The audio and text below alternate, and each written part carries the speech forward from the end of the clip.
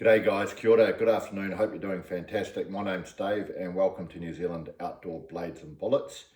Today I'm going to do a little bit of a video on what is a legendary cutting tool in Australia, New Zealand military history, and indeed in some units may still be in service today. And a little bit of a shout out to Cowboy at Knife Television in the United States, because recently he got one of these and did a video on it. So this is the Golok, which is basically a type of short cutting tool or machete. And this was, and in some cases still may be, standard issue to some light infantry units in the Australian New Zealand Army. And it comes with sort of quite a proud military history, because it started off during the Malaya and Borneo campaigns that included Great Britain, Australia and New Zealand, and it was copied by the Commonwealth Forces from local indigenous pattern knives, and they developed this. And used throughout, as I mentioned, Borneo, Malaya, Vietnam, when the New Zealand Army was deployed to Singapore, heavily used there. And even when I was in a few years back now, it was still standard issue to light infantry units.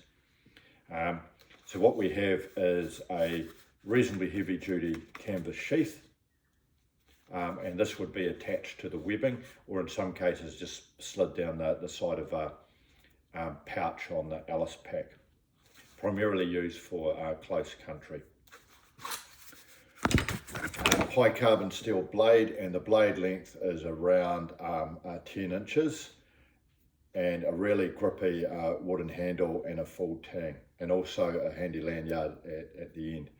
Now this is ideal, in my opinion, for say a light infantry soldier, because it's big enough to chop with, but it's not that big that gets in the way, so it can quite easily be just included on your webbing and used at this as an everyday cutting tool. And they were used, we used to carry one per infantry section, or as the Americans call it, infantry squad. There'd be at least one of these per squad. The steel is about 3 mils thick, and it's got this handy little weight forward design just to give it a little bit more leverage. The handle's really good because it's got this massive grippy handle with a knob at each end for safety. You're not going to lose the knife here. And as I have used it, very, very effective at cutting, particularly small saplings and small trees. It can be used for heavier stuff. It's not going to be as effective as some larger, heavier cutting tools, but what the Army did was trade off, I guess, cutting power for weight. They needed something that was easily able to be transported or carried by an infantry soldier. This one in particular, I believe, was made in the Lithgow factory in Australia, and it was issued to the New Zealand and the Australian Army.